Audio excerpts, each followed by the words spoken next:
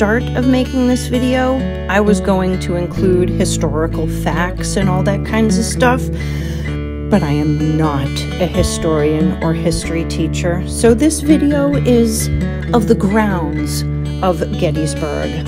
I will, of course, include the names of important places.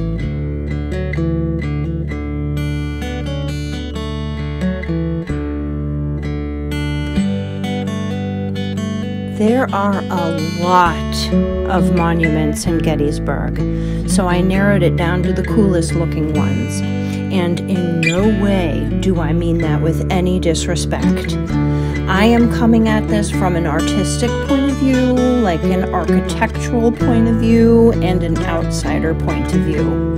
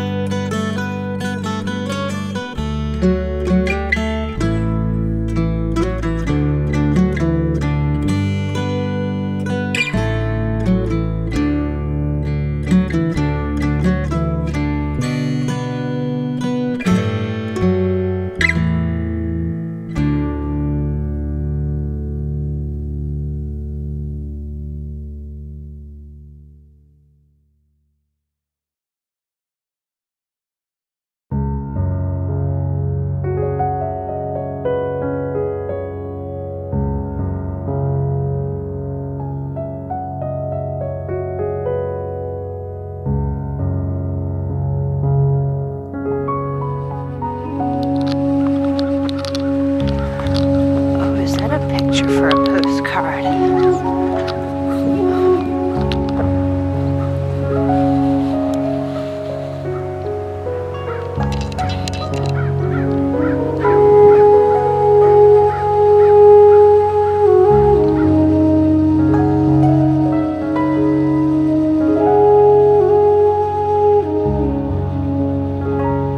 These wide open spaces had this weird, somber eeriness to them. You could almost feel the horror that transpired there.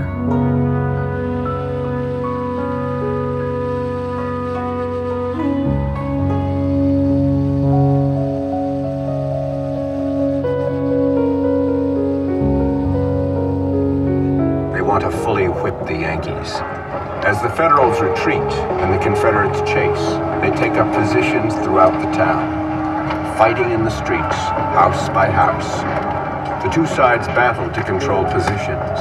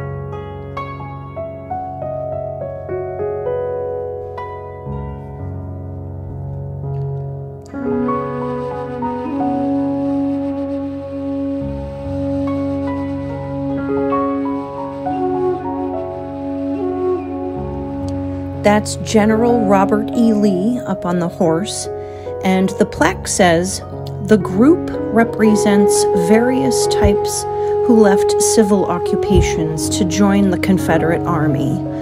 Left to right, a professional man, a mechanic, an artist, a boy, a businessman, a farmer, and a youth."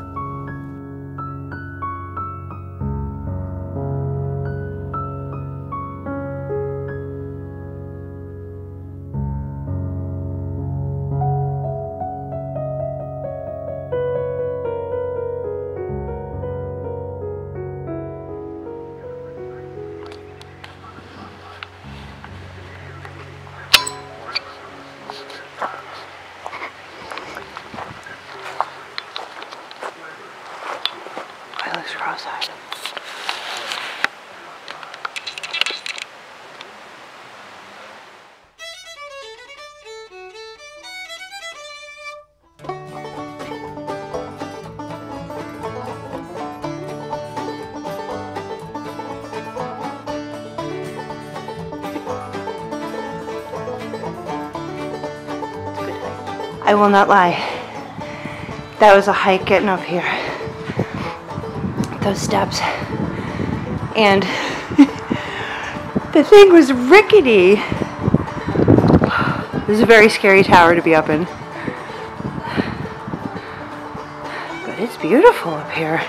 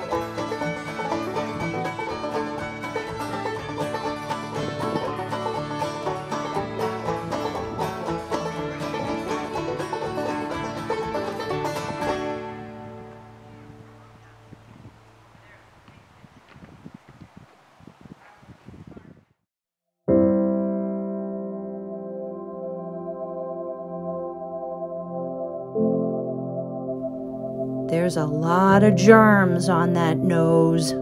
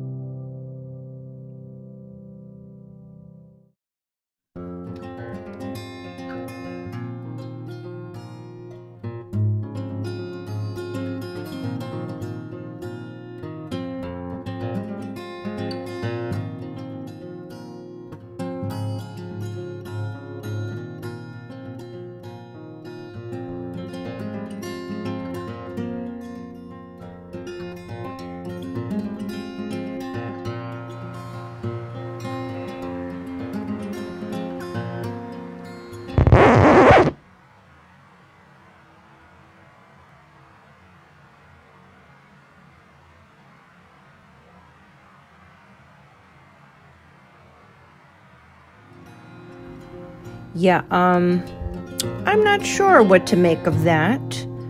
Gettysburg is known to be one of the most haunted places in the world, so yeah, I don't know. What do you think that is?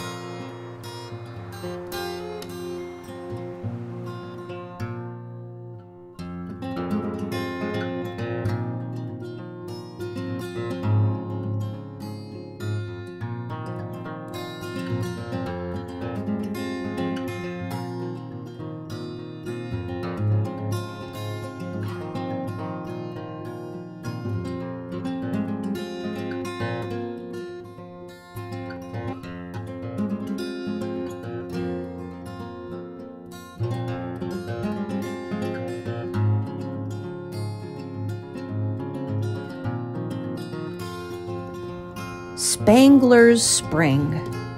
There's no documentation of this, but legend has it that a local truce was called during the night of July 2nd, where both sides allowed the other to pass safely to the spring to fill their canteens.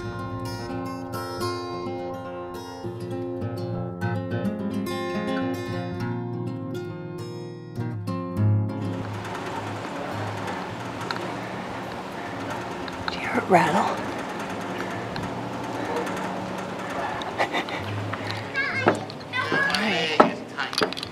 Here we go again.